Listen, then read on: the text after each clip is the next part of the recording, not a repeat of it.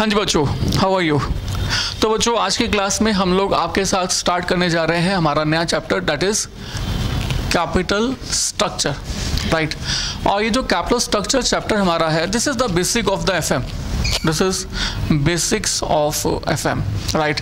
तो आप मान के चलिए यहाँ पर आप एफएम के बहुत सारे बेसिक्स सीखने वाले हैं, नो डाउट। चैप्टर का कंटेंट तो है ही, इसके अलावा भी इस चैप्टर को मैं बेसिक्स ऑफ द एफएम के अंदर काउंट करना चाहूँगा, राइट।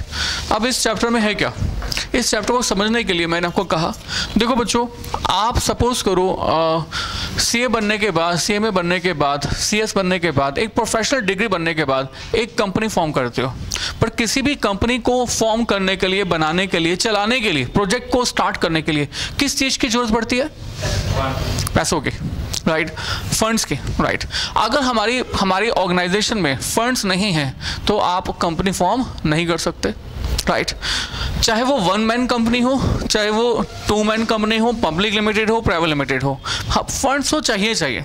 और सर फंड्स का सोर्स कोई एक फिक्स नहीं हो सकता, we have different sources of funds.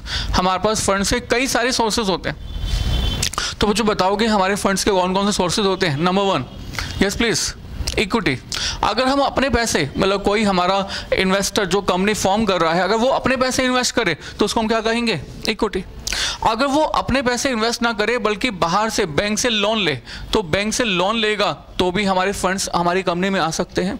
हमारी कंपनी प्रेफरेंस शेयर कैपिटल भी इशू कर सकती है, डिफरेंट फाइनेंशियल इंस्टीट्यूशन से लोन ले सकते हैं, डिबेंचर्स इशू कर सकते हैं, डिबेंचर्स इशू कर सकते हैं। तो ये सब कुछ बेसिकली हमारे कंपनी में फंड्स रेज करने के लिए हो सकता है, राइट।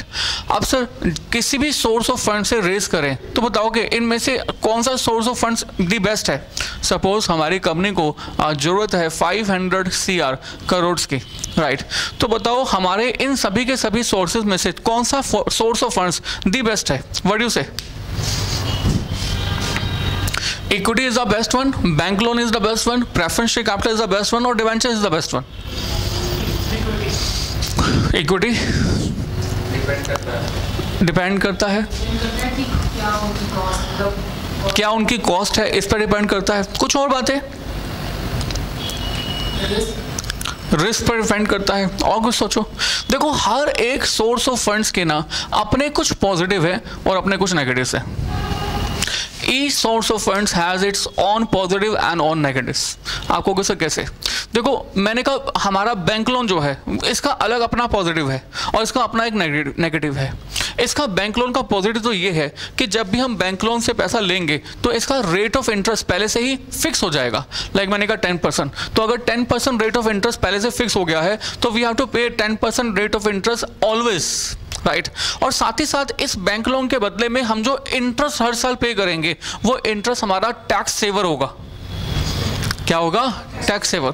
टैक्स सेवर मतलब आपने इंटरेस्ट पे किया, तो जब आप इंटरेस्ट पे करोगे तो इंटरेस्ट को एक्सपेंस की तरह से शो करोगे, राइट।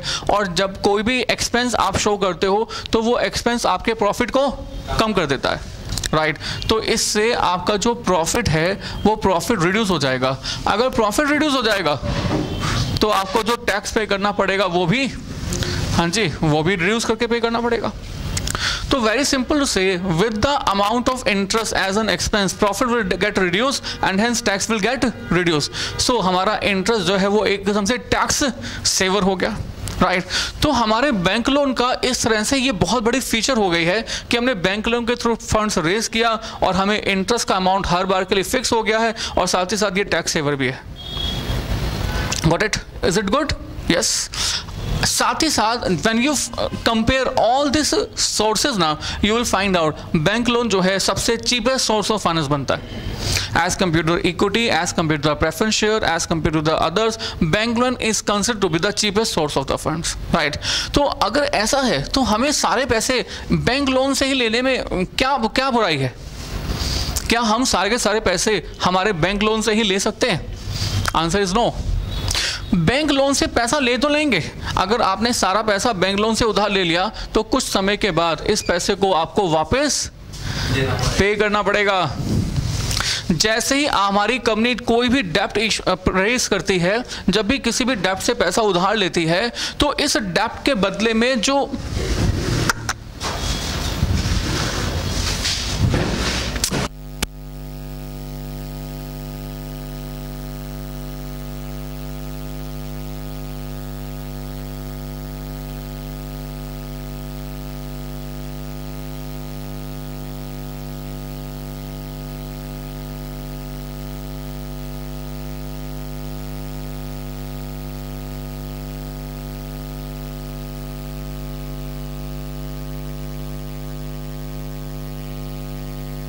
हाँ जी, जब भी हमारी कोई कंपनी फंड्स रेस करती है तो बच्चों बैंक से पैसा लिया तो बैंक को वापस भी तो पे करना पड़ेगा।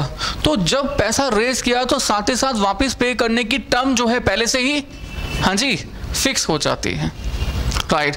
तो means date of repayment, like मैंने कहा सपोज करो कि टाइम डिसाइड हो गया है 5 ईयर्स, तो इस 5 ईयर्स का मतलब क्या हुआ कि अगर आज आपने पैसा उधार लिया है तो 5 साल के बाद वापस पे करना पड़ेगा। तो हमारी कंपनी फंड्स रेस करने के बाद